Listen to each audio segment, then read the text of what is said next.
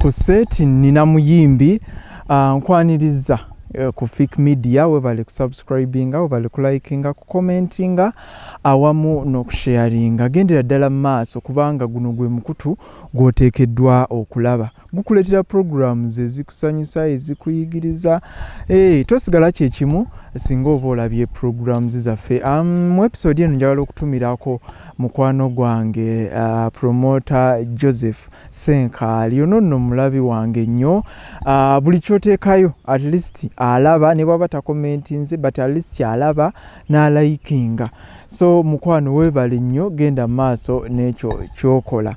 Nina Grace Nakalema ono muyimbi mumumanyi omanyi Joseph adda ngamba nti Grace ayina akayimba ke yamuyimbira kayagala ennyo Mukama nsaba ontondera omuntu ne mugamba nno naye naawe notoli wakakati natya music nange musanze osiri nnyo mukulu ne mugamba ntokweka myaka bana bakyala ba Grace be bandikwesa emyaka naye kakati naawe omuntu amanya akayimba ka Mukama nsaba ontondera omuntu ng'amanyi n'okayimba verses zonna nagambye nno ggwe emyaka gyejo gyennyini naye namugambye nalina n'obulala nigina waali ate ne my lover waali n'endala nnyingi nnyo kale nkwaniriza Grace nsanyusa okusisinkana nange nsanyusa okusanga webale okunnoonya nzaani abeera ku mukutu gwo. Thank you so much. Ogamba otya? Ndi bulungi. Actually, my fellow artist, please give him the interviews. He's a very good person. Manya n'eddoboozi nze Grace Nakalema eyakuyimbira nsaba ontondera omuntu as my first song. N'obuyimba obulala nga choice yange kwatawo oyagala byonna bintu bya bedroom love. I know. By the way, so kano kawasookerako bakikola batya atalina love mukikola mutya oba babeerawo batya simanyi ako ke nasookerako nsaba ontondera omuntu. Okay, yes. Tuweemu Mukama nsaba ontondera omuntu nga wange bwomu nsaba ontondera omubeezi nga talabwa balala mbonyeebonye ennyo nkooye n'emikwano. Awo ani muwandiisi by the way? Well, newandiikira oluyimba olwo. I thank God okumpa obwonge essaawa eyo okuwandiika. Ebiseera ebyo nali newandiikira ne nange saamanya ngeri ki gye nabiwandiika. Siri kafulu nnyo but saamanya ngeri ki gye nabiwandiika. So Mukama gwe wali osaba akutondere wamufuna? Namufuna and then we separated. Yeah, Ibao 10 years. Hey, that's a lot. Miaka 10 mbufumbo sicha kuzanya my dear. Si bwangu. So I separated and I'm okay. I am searching.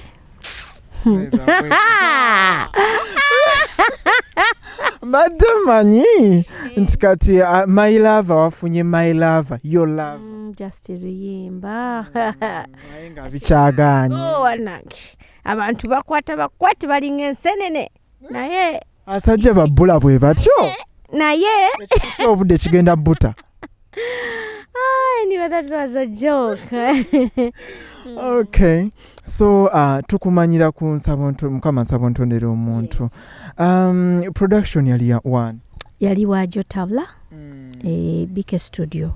By the way omwami kutumiddeko nnyo Jotabla nkwagala nnyo. You made me. Thank you so much. Okay. Video yali ya see image yali ya woofed oba it was a school na ino mvubuka gwe nali nawa video kati mukwata video nakwata ebisubi n'enfuufu. So it was really confusing. That is how I went to woofed twali tugenza okulaba bya editing. Gayo yali student waayo ndowooza kati we twatuuka mu editing ng'ebintu bifu nnyo. So nenfuna omuvubuka wa Mr. Derrick ne Diana Better of NTV now. She works with Spark TV. She's a producer. Ye yankolera video eyo n'agituusa awo we yali. Then netuzaako choice yange still Diana Beta na kikwasaganya nga gwe wandiikidde. Yes, ebiseera ebisinga njagala nnyo omuntu wakola ekintu I appreciate at least n'omwongera opportunity than okubuukabuuka. So Diana Beta, big up. Oli adanga nti Nakalema yeddira ki? Nze oba ndi ki? Ndi Mumbeja sifukamira. Abambuuza bampita ssebo. Yeah. Kitegeeza nze agambye nnyabo. Nze mukyala. Kikulume. Kati okuva kati ngenda kuyita ssebo. Kati ssebo choice yange awedde. Olwo tuzzaako ki? Kwata woyagala. Kwata woyagala leero. Mutima gwange nagukwasa. Obulamu bwange nabukuwadda. Pererere. Nemirere nje kubira. Olwo production wani? Naye era tabula. Actually awo nakolawoko nafuna omuntu tokubandeka mwoyo. Yakati onoonyeza kisebo nga wagamba osobola n'okuba nga tolinange. Esimu okuba yaki ogimalako n'omuliro before kwata woyagala. Then nagenda okulaba nga touch eyo. By then yali touch yani yali ya D Records. No, yali ya Kiwuwa. Kati touch eyo nga ndowooza tebagimanyidde yali nga R&B bwatyo abantu oluyimba ne batalutegeera bulungi. And then I had to go back to Jotabula nakola kwata woyagala. And then I named the album, the second album, Kwata Woyagala. It was 2007. Yes. So kati luno ndo walufiisa okuddayo okole kwata nakola video nenjiteekayo, but omanyi oluyimba sometimes waliwo oluyimba olugana okutambula. So we nazzaako Kwata Woyagala n'atambula nenkola launch era nenziteekako zombi ku album ya Kwata Woyagala in 2007. Yeah. So kati eyo nebanga ye album yesoose eyokubiri. Yali yokubiri. Esoose yeriwa? Sabuntondera omuntu. Yaliko mmeka? Yaliko choice yange, yaliko mba sample nze nkizudde. Endala nga sizijjukira. There were like 6 songs. Kati ezimu sazifulumya na video nafulumyako choice nensaba ontondera omuntu ku video. Endala sazifulumya video. So Kwata Woyagala ye second album? Yes, Kwata Woyagala ye second album. Kwaliko nafuna omuntu, kwaliko nsusuta, kwaliko nkizudde. Wali kunsaba ontondere omuntu nga breakthrough yo birungi ki bye wafuna? Sijja gamba nti nafuna ssente nedda. Gwalina oluyimba olwaliko? Ati kati ebyo ebiseera nno munange music ng'osobola okubeera ne hit naye nga ssente tokola ki? Tolina like eziwaawaaza abantu, obeera ne ssente nga zikumala nga ggwe. And by then I was young. Nali mwana muto, muwala muto, ng'ebyetaago byange tebiri awo, kitegeera nga wemba nina akamotoka kange ne kateekamu amafuta nensasulira omwana wange omu school fees. Really, that is okay. Obulamu butambula, okitegeera, until when ogenda ng'okula n'olaba nti kati nina okuzimba, kati nina okukola business, okitegeera. So saafuna ssente nyingi naye nafuna obulamu obwangu, okutambuza obulamu bwange in a simple way, nga nesobola ng'omukyala nga nsobola okulabirira omwana wange because still nalinga single mother. Natandika okubeera single mother nga ndi mwana muto. Myaka emeka? I gave birth at 19 years. I gave birth at 19 years and I started life like 19. That is how I started life. 19 years, 20. Ngandi ao single life, 21, 22. So, when I made it, nalabanga obulamu bukoze ki? Butandise okutambula obulungi n'okumanya abantu. Namanya abantu bangi, the honorables, parliament people, honorables, secretaries. Nga nsobola okugenda mu banks, nsobola okugenda mu companies nga nyina abantu wentomera nga tebagenda kumbuza ogambye gwani okitegeera. So obulamu bwanyanguyira in communication, communicatinga n'abantu, which is very good up to today. Ngenda nembulabulamuko nembula nti ne babuuza Grace aliwa. If I was nobody, tewaliwo yandibadde akola ki abuuza Grace ali luddawa. So nkyebaliza Katonda.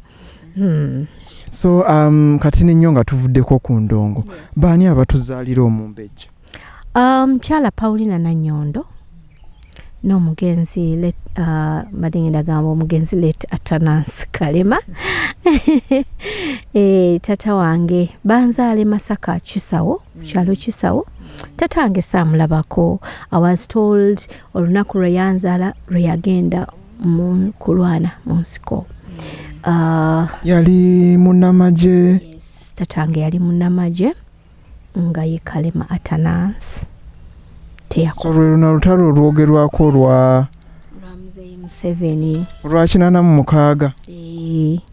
Kati ye yagenda bukyali. Yagenda mu nsiko mu 82 kulwana. Kati simanyi oba yamalako olutalo oba teyamalako because teyakomawo since then, and ate nga nange that is the year that I was born. Yes.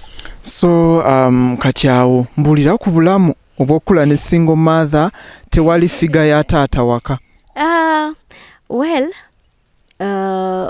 when nali nkula saakula ne mama wange, nakula ne auntie wange, naye yali mufumbo. So I didn't miss that. Mbo simanyi tata taliiwo, nali sibitegeere ebyo bya tata taliiwo, nga seekubagiza nakwekubagiza because I wasn't used to that. Okujjako ate abantu, naddala abantu abaana be nakula nabo nga be batera okunzijukiza, halo wano siwe bakola ki siwe bakuzaala, oyo sitaatawo, kitegeera. Naye as a kid tebya traumatizing nnyo. Nze ng'omwana oba ng'omuntu ndooza Katonda yantonda nga siremera nnyo ku kintu kinyiiza, sitereka bintu binyiiza, era sitera kujjukira bantu banyiiza, era sinyiigira bantu. I am a happy soul. Nga bwondaba nti ntambula obulamu bwange yanyiiziza ne muleka emabega ne neeyongerayo. Sanyu jerere. Kati abo abaana saabijjukiranga nnyo nti kati nga omala kunzijukiza nti owange tebakuzaala wana. Nga naye tebindya, okitegeera. So I grew up with my auntie. She's also late. NAKALEMA-Nasilamuka. Rest in peace. She loved me so much. So much. She really cared for me as a mother, as an auntie, and a dad. Yafaddi mama? Yafa mu 2012. I think it was 12. I lost her. And then I was primary 6. Wali omaze already okuva waka? Nali nkuze. 2012 I was even married. I had even she saw my kids. Kirungi okulaba ku bazzukulu. Yabasitula abaana bange, yandabiriranga nga nzadde. So she was really there for me and I miss her so much. N'abanyiga ekyo. And so after there, like in P6, auntie wange oyo ne mwami we bafunamu obutakkaanya, nenfunamu obuzibu mu kusoma. Naye Mukama mulungi nampa family endala. Nina taata wange bamuyita omwami Gerard Wilson Mukasa, nankwatako nandabirira, nenkulira mu maka agajjudde essanyu, nenkulira mu maka agalimu empisa, nenkulira mu maka amalala agantwala ng'omwana, era sejjusa kusanga taata ne mama. They were really good parents. I love you so much and thank you so much for taking care of me. I cannot forget about them. And tewaliwo interview in my life gye nnyinza kwerabira kuboogerako. So bampeerera okutuuka gye nakoma. Yes. So ewaka babazaala bameka? Nze batuzaala basatu, naye my elder brother yafa. kati nina brother wange ntusigala babiri naye nga maama wange kati abo bapatano kati maama wange tata wange nga amaze okuva mu bulamu bw'ensi eno, but of course she was young, n'agenda ne bamuwasa ewalala, and then she gave birth to 5 kids, so in total we are now 7. Yes. Gwe muggalanda eno era kyobulaba nina kayimba kebayita omuggalanda olwo wali weeyimbako ku basatu yenza omuggalanda owa taata wange. Yes. So tubulire kusomako. Nasomera Kitala Primary School, nengenda ku Nkumba Senior Secondary School, nengenda ku Nakasero Senior Secondary School. Sagenda ku campus. Waki? I got a kid and I had to start life. Yeah. So mu senior 6 actually senior 5. Yeah, senior 5. Wamalako. Senior 5 when afuna olubuto nenzala. Nasoma n'olubuto lwange. Bali balukkiriza ku ssomero. Baiti balukkiriza nalukwekanga. Nenyingira senior 6 and then I registered nenkola ki nendroppinga out kati ataawo nenfuna obuzibu obulala nti after registration ngende nkola ebigezo ate I lost the dad to my kid.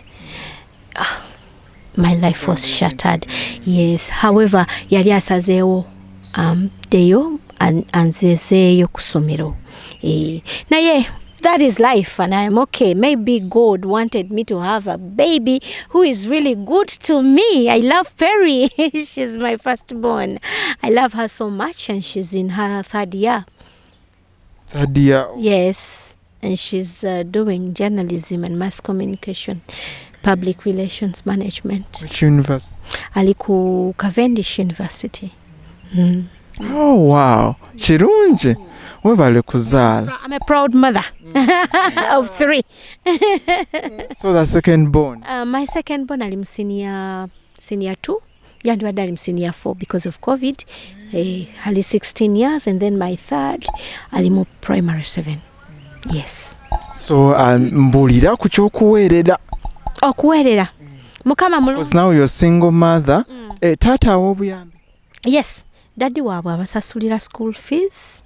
Tukwasaganya fame. So you communicate what day? We do communicate. As I told you, I don't hate people, so I don't have a reason why I shouldn't communicate with the father of my child. Muyinza okuba mwayawukana bubi munnange. Ne bwe buba bubi batya. Taata w'abaana asigala taata w'abaana. Era abaana babagatta. Yes, asigala taata w'abaana. Actually, bakyala be, mukimanye nti no, we meet and we talk. Hello. Chibalume.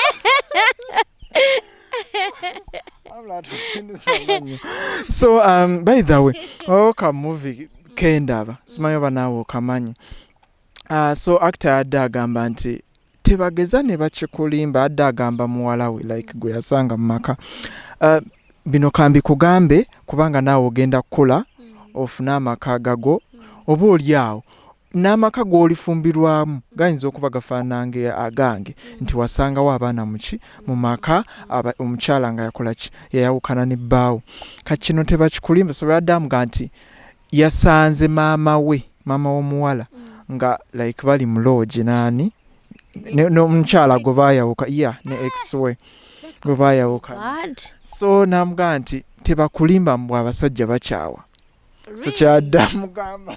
So kachenjagala okubuuza, do you think bakyawa oba olw'okuba nti bano abaana weebali era lazima at one time one moment weesanga nga muddiŋŋanya?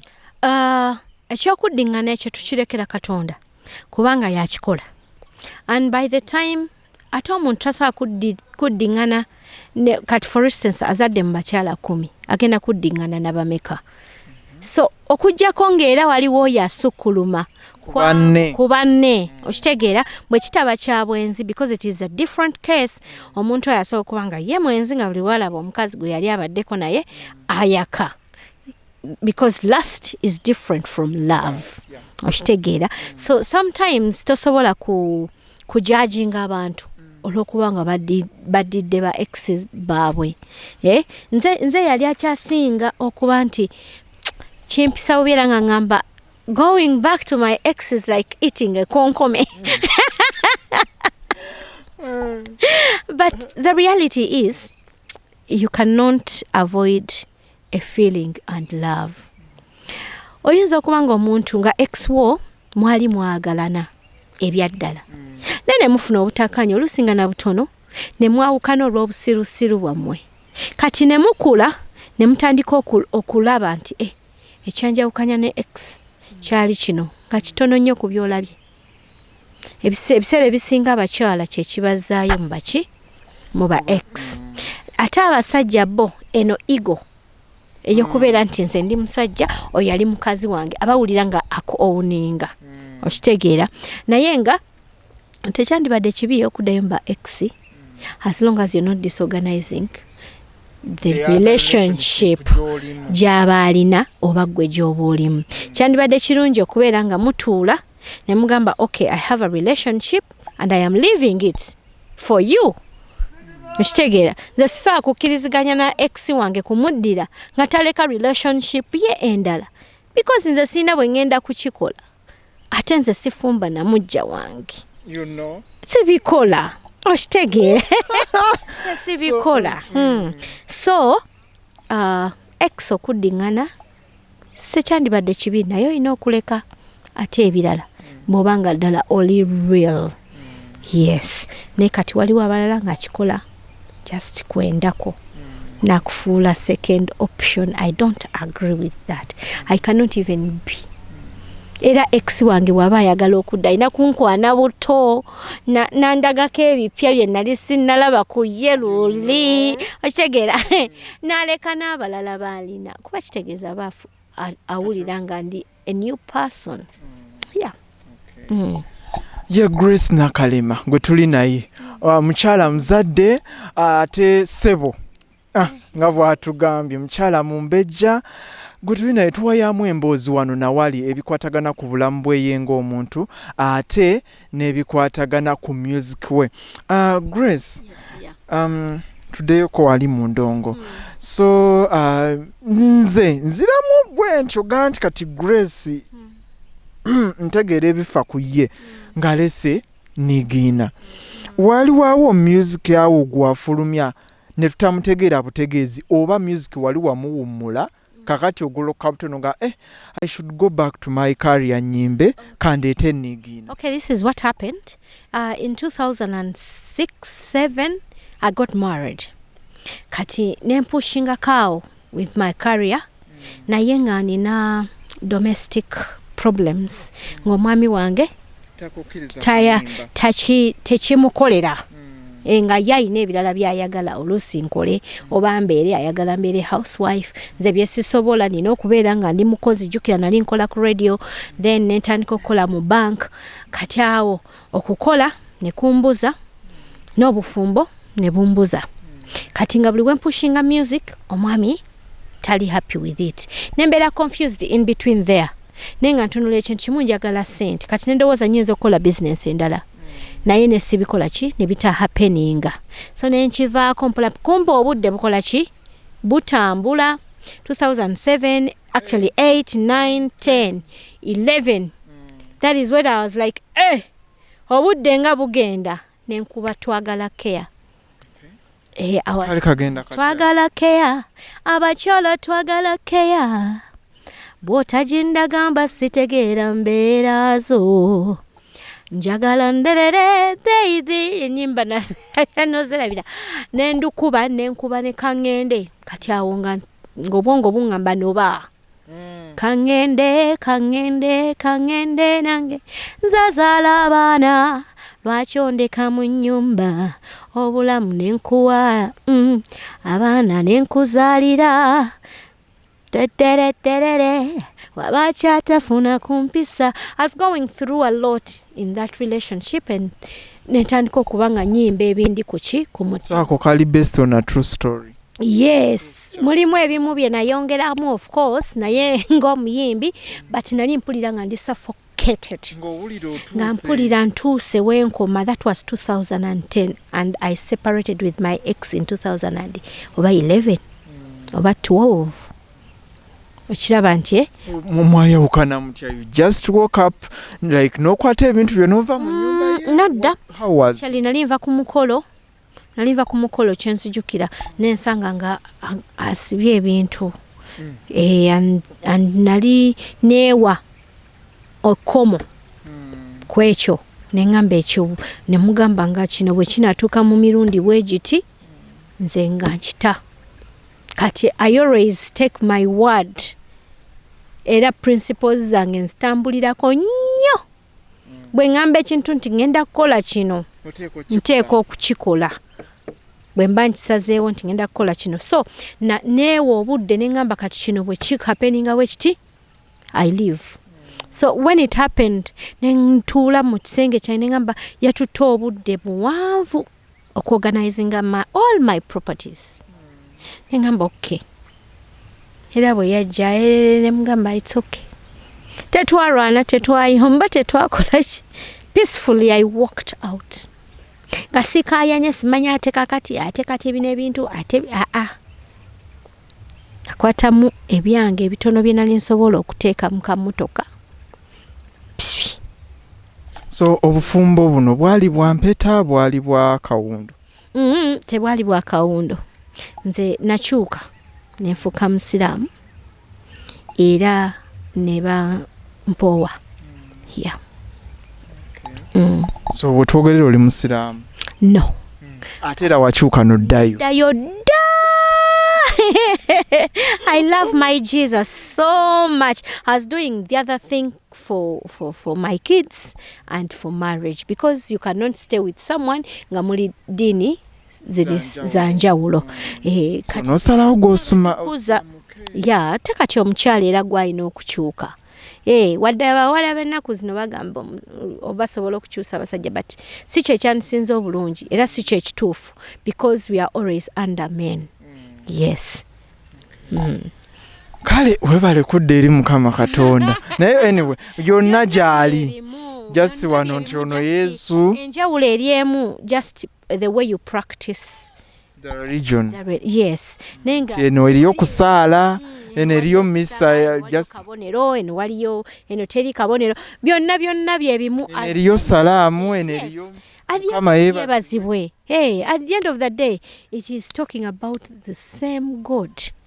Yeah, so sikirabamu na buzibu simanya ate wasira musate tewasira musate tebinkolera era kati omuntu yenna ajja in my life do not expect me to change again. I'm a born again and I thank God for that light. Biwalaba wabiraba bimala kati sikyasa olinga ateyagalira mu busiraamu nabweyagaliramu obufumbo bwokka bweseyagaliramu ate n'obufumbo nabweyagaliramu emyaka. Wasaalanga? Nasaalanga nze nafuna ne shaka. Kyobimanyi? Yes. Era wafuna ne shaka tinakuyigiriza eddiini? Era n'abaana bange mbayigiriza eddiini yaabwe. Basiraamu? Yes, they are Muslim. Bayigiriza. Naye tebasomera mu masomero g'abasiraamu? Omwali kinaawa.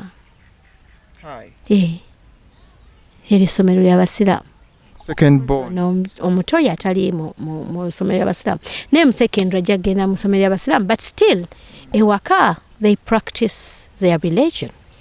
Basoma Qurani, basaala, basiiba. Byonna babikola. That's good. Nga nti nabo wabakyusa. Sisobola. Omuntu yenna alina okukyuka nga ategeera ng'era yeesaliddewo. Ekyo bayita born again. So kati awo ofulumizaawo ezo ennyimba bbiri. Tutuuka ddi ku nniigiina? In 2016 nenkola Omugalanda. It was a big song. Omugalanda w'abalungi uno atalina kamogo banange mbadde muzibe nga siraba laba enzibulula amasa gabadde gazibye entadde n'akamwenyumwenyu ku ttama nnyonyogera omutima gubadde gwebase yeggwa omulenzi gwenjagala maama baby face nnoonya we wakyama wabula nenkuba olwo oluyimba. Naye nga waakava mu gundi? No, 2016. mwawukanye 2011 wayiseewo 12 13 14 15 kati ozootinga awo neeyiiya wetetenkanya tebyali byangu. Era oluyimba olwaluteekayo abantu baalutegeera. Only that siri muntu nnyo wa butaala kitegeera bwe batampisa sibeerawo. Maybe I am lacking promotion ng'omuntu, maybe enkuza gye nakuza n'entandika gye natandika music nayo emataringa, so oluyimba nduteekayo abalwagala ne balwagala. For those who appreciate, they appreciate. So that was it. 2016, 17, 18. So mu 18 nfuna niigina. Bwe nfuna niigina mbeera naye nsasula Guy Edrin. Then mu 19 ngenda ndukola mu studio.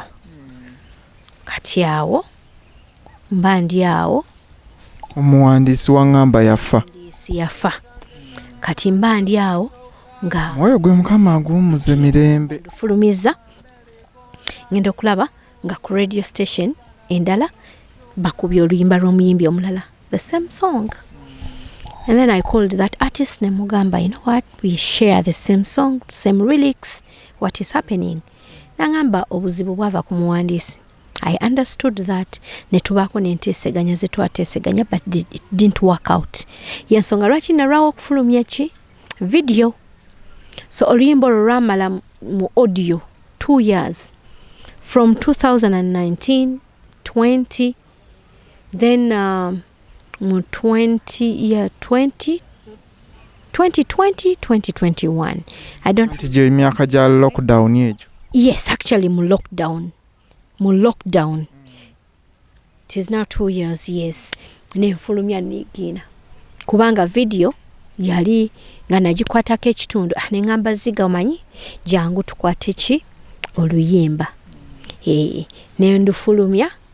Nengamba it is okay. Let me give it to the people. Banyumire. So, wenkola video ne trending. It was a super video. Ziga mukwasi mulungi wa kifaananyi. Big up Ziga.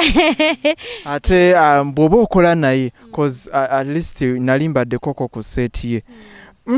Musajja ali very free and I even don't know. Musabe obeere ng'okola naye paka ojja kikuba in that area.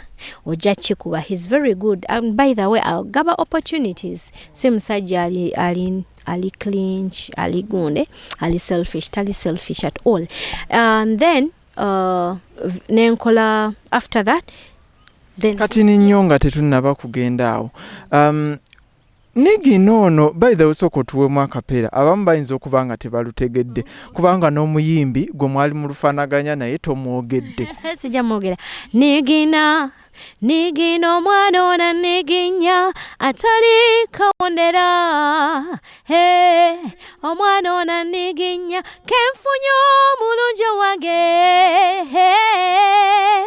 Mama atali kawondera nigina omwana ona niginya bambi wabeewa Jessica ku katambala essanyu lyempulira njula na kukaaba omwana ono kyankoze jula na kugwa ddalu dalu dalu dalu dalu dalu dalu laba bwe netawula laba bwe nekeja anti ndaba buli omu wali musanyufu okuva ku mama ne taata bansala. Nendowooza nange ontidde. Bannaayo omwaka guno naye kanyingire studio tandike kuyimba anti ndusinze yaluyimba. Ekitegeera. So mba ndi awo Branjeje atera okumpa ennyimba nga mpeereza gundi nigina oyo. Bambi Branjeje, thank you so much. He's my producer. He's my best producer. Yamukuba bulungi nnyo. Very beautiful. Very beautiful. So after that, ewa Branjeje actually nenkolerayo ekyejo. Wama nzize nkutikule I love her omukwano go gwonna ngusensule leta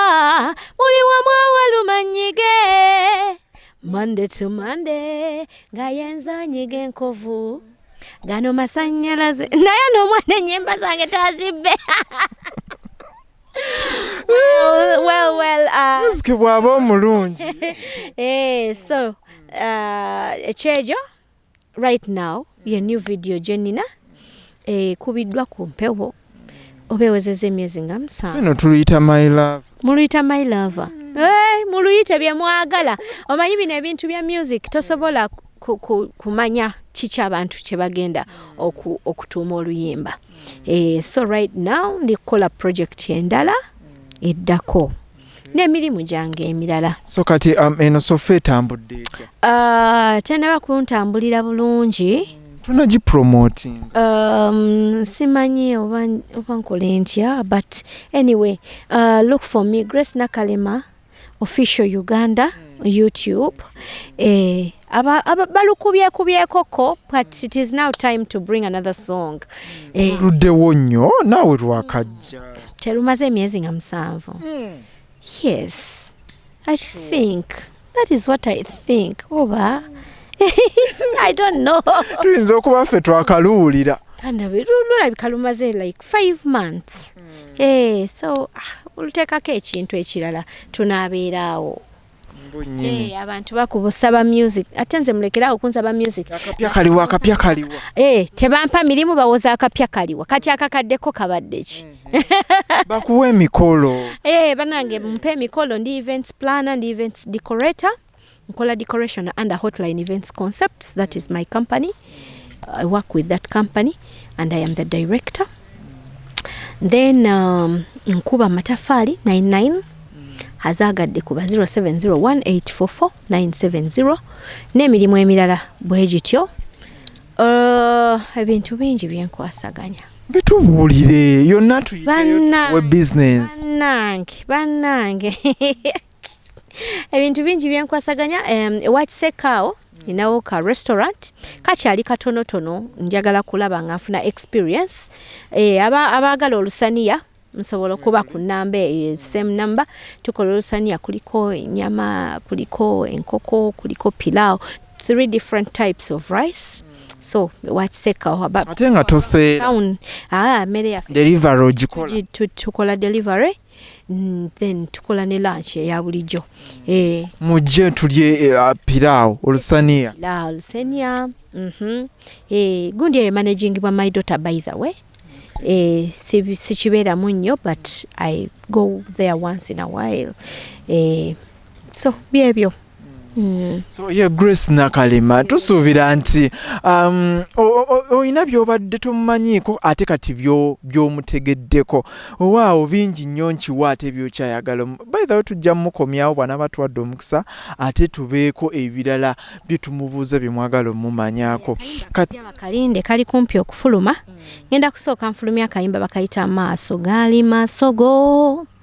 Bwe watunula nze n'endoba Gaali masogo gegambunyo obufofofo Gaali masogago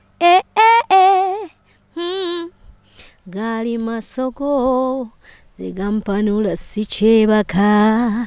Maaso gaanyu olwo ate baby. Mujja mulaba mu video baby. Alina amaaso amalungi. Okay. Grace nga tumaliriza onoonya ebintu by'obufumbo bikuyisizza bitya by the way? Twaliza wamu. Simanyi Katonda yasinga okumanya, kuba sijja gamba sikyayagala kufumbirwa, sijja gamba nti nkyayagala okufumbirwa, but si kye kintu ekintwala ennyo bannange nfa. I was there and at least I was there. So omuntu ng'oyagala mbu kumpasa olina okwesortinga ennyo. You have to be a free life person. Saagala nnyo bintu byaku kunchunya. I just want my life. I just want a good life. Njagala nnyo obulamu obulungi obuli free. Nze siri muntu agamba nti bananga omusajja abatalina ssente tagenda kuntwala nedda. Omuntu waba akwagala abakwagala. What you feel, how do you feel, how do you do it, are you enjoying the moment? Okitegeera fine sente tuzeetaaga mu relationship naye ate waliwo kye bayita empulira, how you feel about someone. Yeah. So colors ki ezikolera? I love black, I love gold with black mixed, and I love red.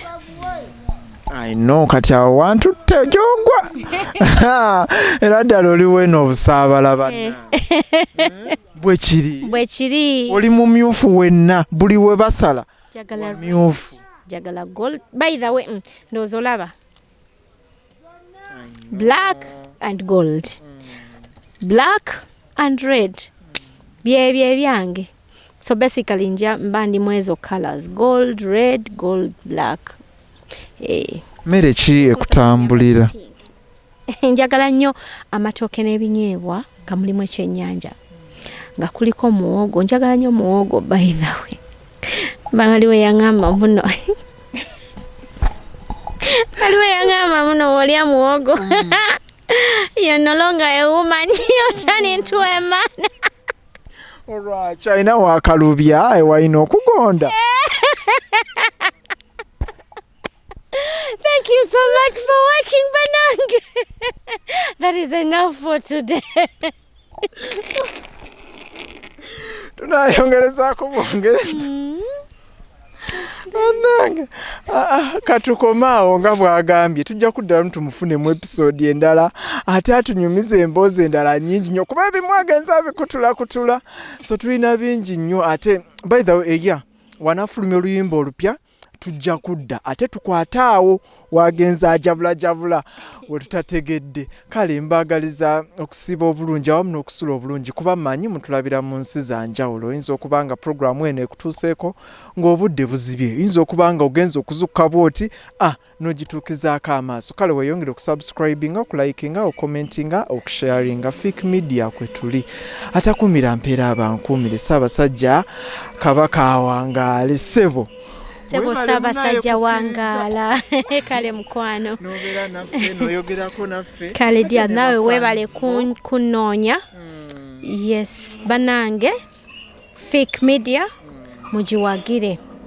Oba oyagala okulanga langa ne Fik Media. Ayina ba subscribers and viewers. Yeah. Kale